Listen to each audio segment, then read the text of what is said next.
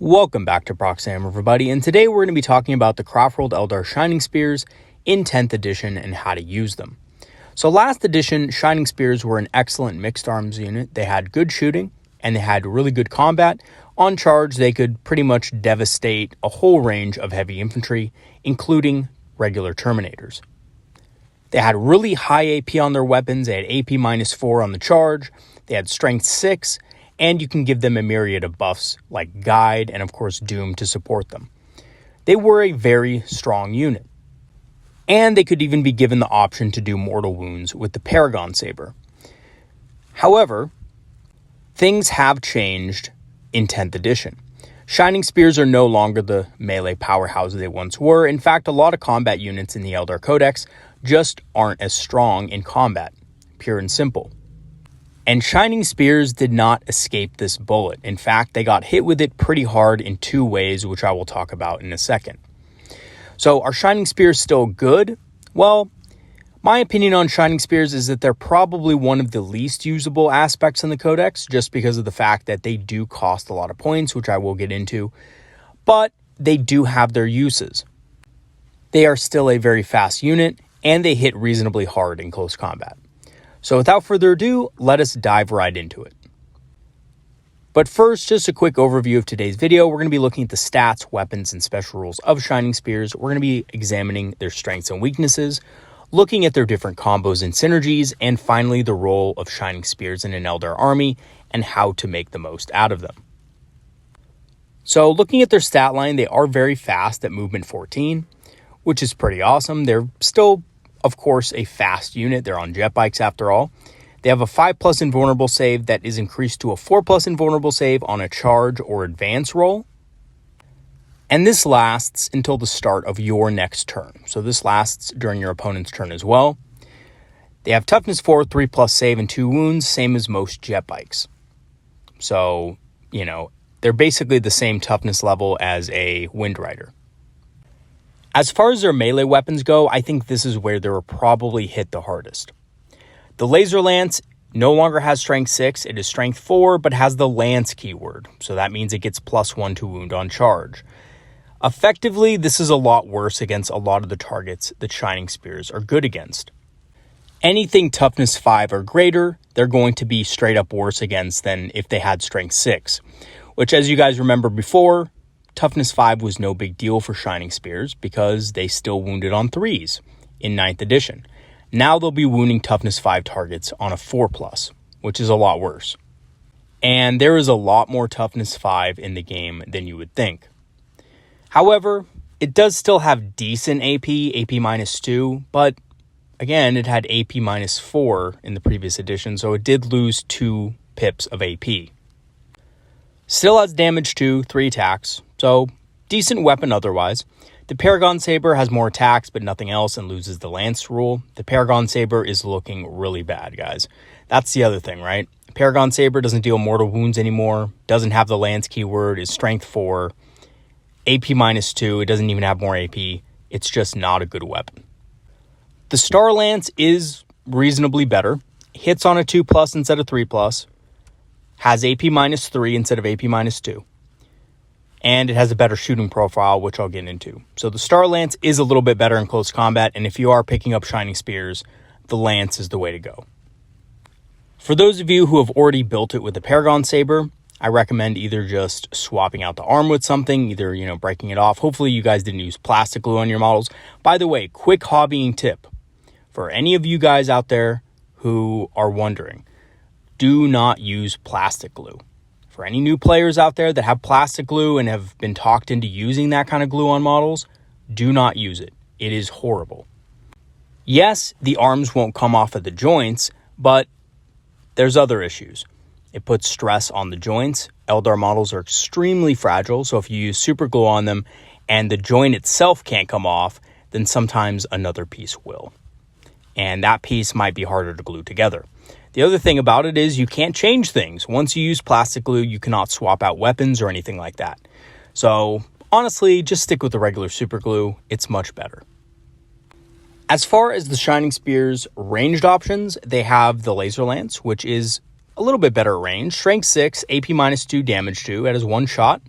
It has the assault keyword and range 6. So basically it's the same as it was last edition, just with 1 less AP. The Star Lance has 3 more strength, that's strength 9, and an additional AP on top of it, which is AP minus 3. So again, another reason to take the Star Lance. Even so, that's not anything to write home about. They come with twin-linked shuriken catapults as well. The Exarch can take a shuriken cannon instead, and there's really no reason why you wouldn't take the shuriken cannon, because it's just flat out better than the shuriken catapult.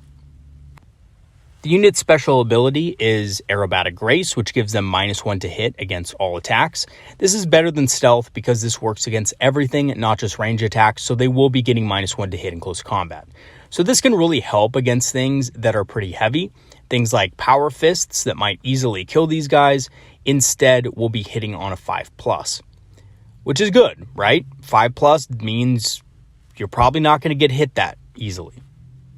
And they'll also be getting a 4+ invulnerable save against those attacks. So they're reasonably durable against a low amount of attacks that have a high strength in close combat.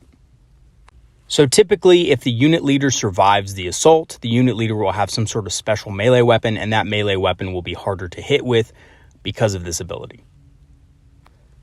The Exarch can also be given a Shimmer Shield. However, this is kind of redundant because the unit always gets a 4+ invul after a charge or advance anyway. So yeah, not really that useful, but you can just give the Exarch the 4+ invul save, and you might as well, because it's free. As far as the Exarch's wargear options, he can take a shuriken cannon in addition to a Paragon Saber or Star Lance. Again, the Star Lance is far and above the Paragon Saber. There's no real reason you should take a Paragon Saber. The Star Lance hits harder, has more AP, has a better ranged attack. Paragon Saber doesn't have a ranged attack, etc. So if you're going to go with something on these Shining Spears, make sure you go with the Star Lance this edition. As far as the unit cost, it can be taken in units of 3 or 6. Cost 120 for 3 and 240 for 6, making them extremely expensive and the most expensive aspect in the index aside from the Crimson Hunter. So here's the real failing of this unit, because otherwise I could take the nerfs to the melee on the nose and just mark it down to something that's happened this edition with pretty much every melee unit. But these guys are also super expensive. Howling Banshees, Striking Scorpions, the rest of the melee units in our index got points reductions to reflect the fact that they are worse in close combat. Shining Spears are worse in close combat, yet they got more expensive. They used to cost 35 points per model, now they cost 40 points per model for a worse combat profile and a worse shooting profile. So unfortunately, they are pretty expensive, which means you do have to use them in clever ways to get the most out of them. As for their keywords, this is another thing that kind of lets them down. They have both the mounted and fly keywords. This makes it difficult to move over and through ruins effectively. They're not infantry, so they can't just move through the bottom story. They have to actually fly over ruins because they're mounted, right? They can't just go through them like infantry can. And this effectively means that they are going to be slower when charging units inside of ruins. You're going to need a higher charge roll or simply more movement to be able to do so. And in most cases, they're better off just going around. Okay, so what are the strengths and weaknesses of Shining Spears? So the strengths are they are very fast with decent shooting in close combat. They are movement 14. That's equal to pretty much a Howling Banshee unit with a 6-inch advance roll. So these guys basically already have that built in. They have decent shooting, so they do have 2 shooting attacks, both the Star Lance, Laser Lance, and their shuriken catapults and cannon. So that's decent. Their combat is also pretty good. If you compare them to Howling Banshees, they do more damage than Howling Banshees, at least for a minimum unit against a minimum unit.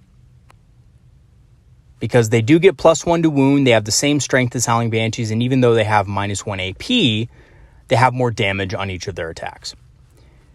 They're pretty durable for aspect warriors. Their toughness 4, 4+ invul on charge or advance, and -1 to hit. This makes them, better against things like indirect fire, especially when you consider indirect fire and Overwatch combining with each other. Howling Banshees don't do well against that. Shining Spears are much more durable against it. So a unit of mortars overwatching or something like that isn't going to do the same amount of damage that, it would to a Howling Banshee unit. As far as their weaknesses go, they're very expensive points-wise. 40 points a model is nothing to just laugh at and say, oh, that's nothing. 40 points a model is very expensive considering these guys got nerfed. Their melee and shooting are both mediocre at best when factored separately. So if you factor them all together in one package, it is a considerable amount of damage, but for the points you pay, it's really not as much as you would think. Mounted, fly, and large base sizes as well make it hard for them to maneuver in or around ruins. This makes it hard to charge things in ruins, and most of the terrain on modern 40k battlefields is going to be filled with ruins. So you need units that can sneak through there. Howling Banshees can do it, Striking Scorpions can do it, Harlequins can do it, Shining Spears have trouble doing it. So unfortunately, that's another thing that kind of prevents these guys from being really good, is the fact that yes, they are mounted, and yes, they do have the fly keyword, and together that just means they're going to have a hard time getting into ruins and things like that. As for their combos and synergies, Guide makes them hit much harder, rerolling both hits with their shooting and close combat. As a mixed arms unit, this is a really powerful ability. So if you can cast Guide on them, it would be a good move to do so. Fortune makes them a tougher nut to crack against light shooting, so things like indirect fire, as they would be -1 to hit and wound against those weapons.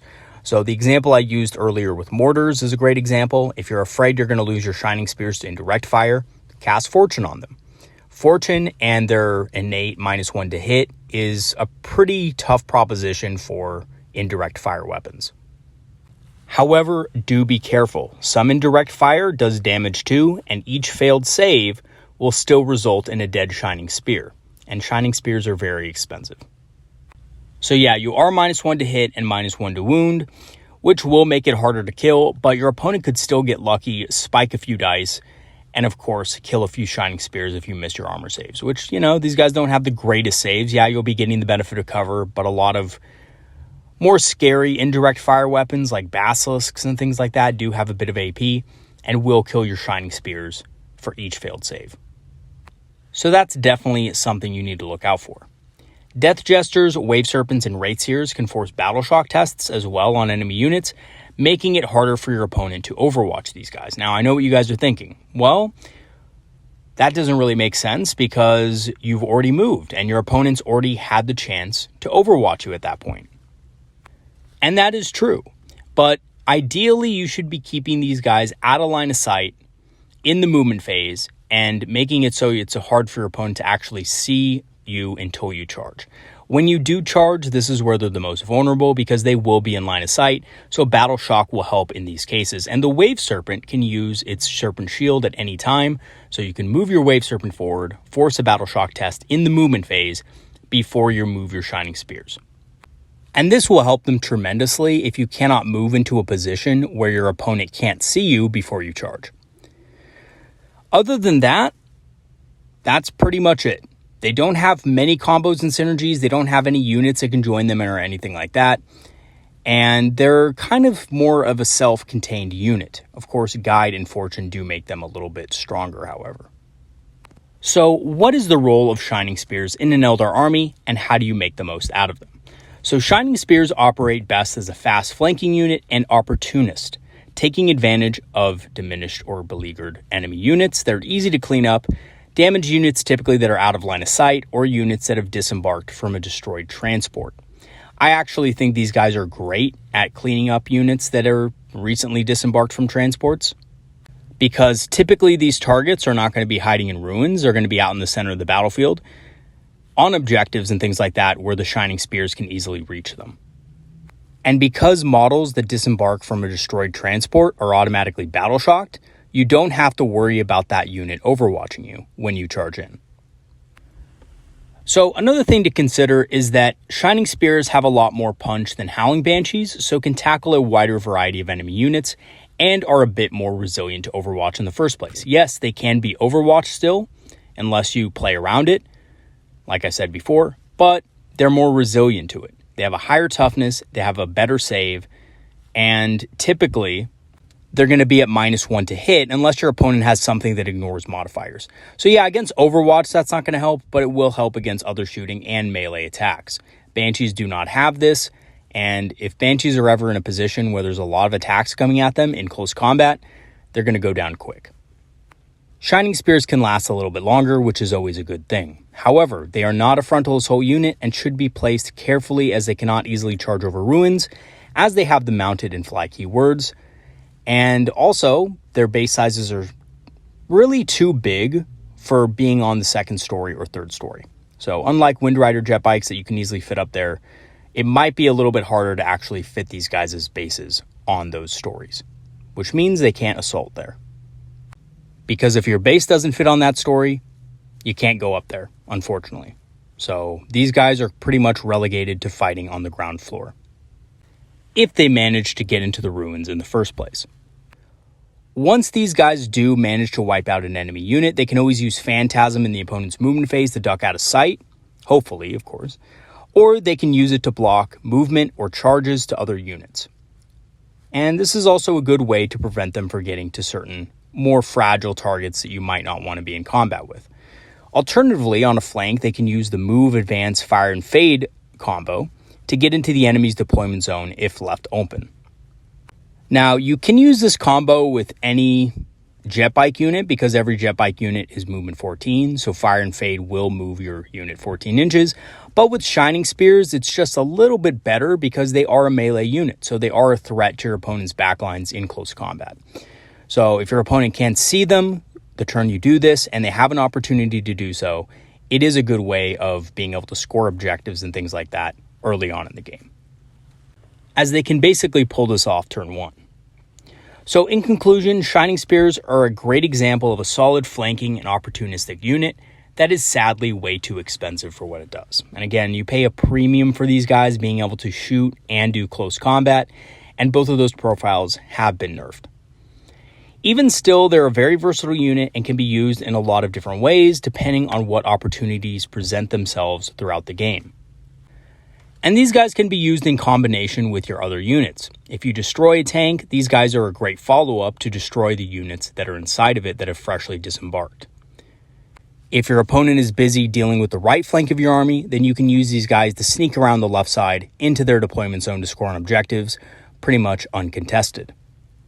If your opponent deep strikes something in too close, if you have the CP for it, you can use Heroic Intervention and get these guys to charge in there and deal significant damage to that enemy unit as well before it attacks. Your opponent probably will get to attack first, obviously, but you will have the support of the Shining Spears to help you out. And I think with a points cut, they could be great. But at 40 points per model, it's a little bit much to ask for a lot of players, and I definitely understand why some people wouldn't want to use these guys. I actually consider these guys one of the least attractive options out of the Aspect Warriors because of that high cost, right? Like with Howling Banshees, for example, yeah, they're not as good in close combat anymore, and they don't do as much as they used to, but they're cheap, right? They're only really 85 points for 5, and you can use them as kind of a throwaway unit in certain situations to either tie up enemy units or eliminate a small threat. Or you could even use them to get into places where your shooting can't reach them. Shining Spears are a little bit different. Because they have those mounted and fly keywords and not infantry, they can't really get to those positions that Howling Banshees and other infantry units can, so they don't share the same role that Howling Banshees do. They're not that easy to hide because of their big bases. I mean, you could still hide them, obviously, but they're a little bit harder to do so with. So enemy players can often get better angles on them on the flanks of ruins and stuff like that to be able to see them versus Howling Banshees, which if Howling Banshees are behind a piece of obscuring terrain, your opponent's probably not going to have the angles to see them because they have very small bases. So if you bunch them together, chances are your opponent's just going to have to be directly behind them to shoot them or shoot them with indirect fire. So Shining Spears don't have the same role as Howling Banshees, nor should they, but for the roles they can perform, like I said, again, they're a little bit too expensive, right? 40 points a model is an expensive price. But even at 40 points a model, they can find success if used well and used intelligently. I think they can be pretty good if used on a flank, charging up a flank, staying out of line of sight, keeping their heads down, and then charging in when the opportunity presents itself. Either a destroyed transport dumps its units out. So these units are typically going to be mech equivalent enemies like Space Marines or Primaris and things like that. These guys can easily charge in, ride them down. These guys are also pretty good if, your opponent puts an Inferno squad or something like that in a transport. You can blow up the transport, the Inferno squad comes out. They can't overwatch because they're battle shocked. This squad is a really good way of cleaning those models up. Howling Banshees don't quite have the damage for it to clean them up altogether without buffs, but these guys can easily do it. So even though these guys might be too expensive for everybody's taste, or just simply not good enough for their cost, they do have some interesting applications and effective ways to be used in a battle. All right, everybody, that is going to be it for today. Thank you once again to all my patrons and supporters who have helped the channel over the last months. Your help is greatly appreciated. And if you do want to become a Patreon member, I will leave the links in the description for you guys so that you guys can go ahead and do that. Patreon right now is set up for free trials. So if you just want to join our Discord community and get the invite to that, you can always join a Patreon free trial. There's no cost to you if you cancel before 7 days. So make sure you remember to do that if you need to. All right, everybody, that's going to be it. Tomorrow we're going to be covering Shadow Specters. Can't wait to cover those. They're one of the best Aspect Warrior units in the Index. I'll see you guys next time. Have a great day and have some good games this week. Peace out, everybody. See you later.